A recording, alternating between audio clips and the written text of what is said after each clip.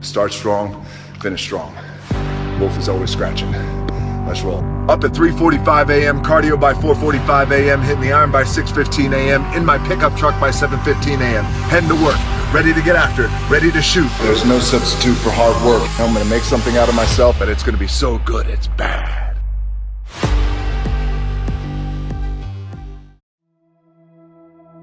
Instead of telling you what I think you should be doing, or how you could be better, or I thought, well, let me just speak from the heart, speak from my gut, and really not have anything prepared, but just tell you what's worked for me. And maybe some of the stuff that's worked for me might work for you now, currently, presently, as you guys have your goals and ambitions, but then further on down the line, as you guys continue to live your life. This idea and this notion that you could be anything you want, and you can accomplish anything you want, right? We hear that. You've heard that from the time you were little boys. You hear that now. You're already incredibly accomplished. You guys know that. The thing that has worked for me is to remember the hard times. So, and I'm sure you guys all have your processes. And again, I'm going to tell you what's worked for me.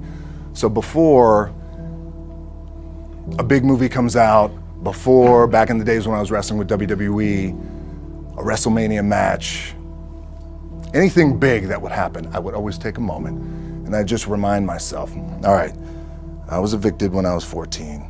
We were kicked off the island. We couldn't live in Hawaii. Had no place to live. A lot of shit happened then when I moved to Nashville. I was arrested multiple times by the time I was 16 years old. I would remember that, and it allows me then to be present in the moment and understand, holy, the stuff I have around me right now, this is the shit that I dreamed of when I was a kid. I am here. I played for University of Miami, played for great teams. Warren Sapp, Ray Lewis, they were my teammates. They were balling.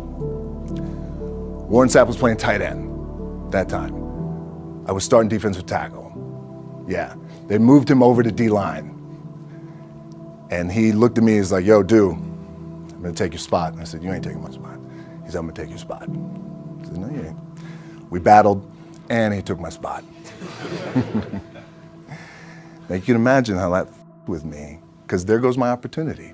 He went in, switched to defensive tackle, lit the world on fire. Well, what that did, it crushed me, it crushed my dreams. I had a piss poor senior year, zero production, no NFL, no combine invite, nothing. Finally went to the CFL, Calgary Stampeders, making $250 a week Canadian.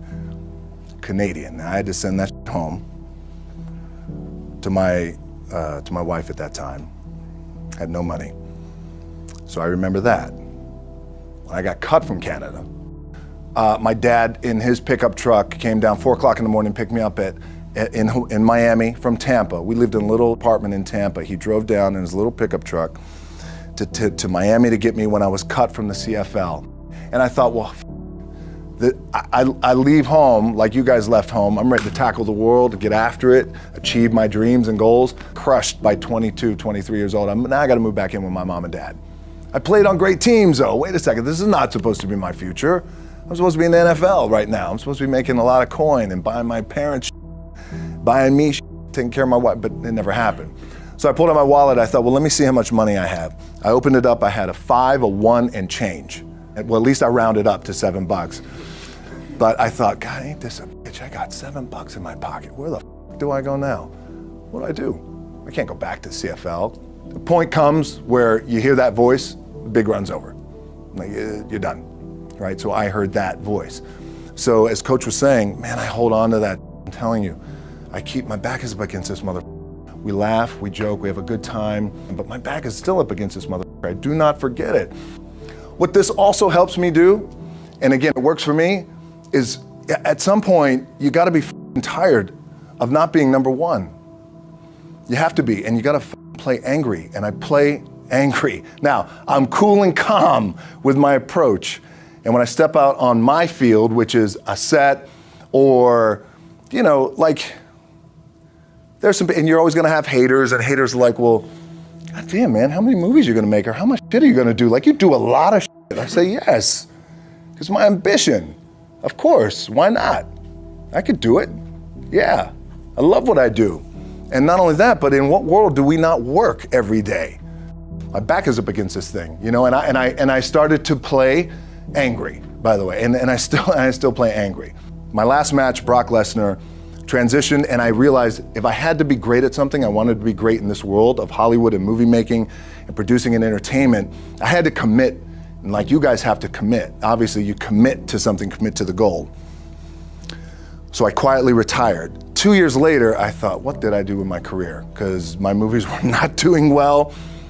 I was written off. It was around 2006, 2007. I was like, I pulled a Jim Brown. I left when I was on top, like number one in the wrestling business, and I left. It was a ballsy, gutsy, some call it stupid move, but I had to commit and I had to follow what was in my gut.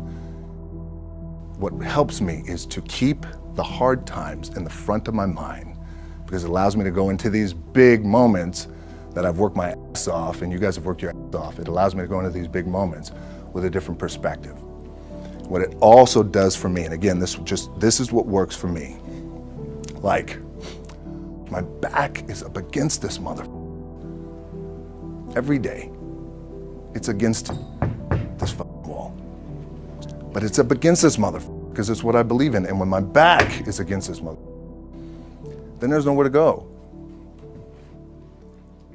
but that way.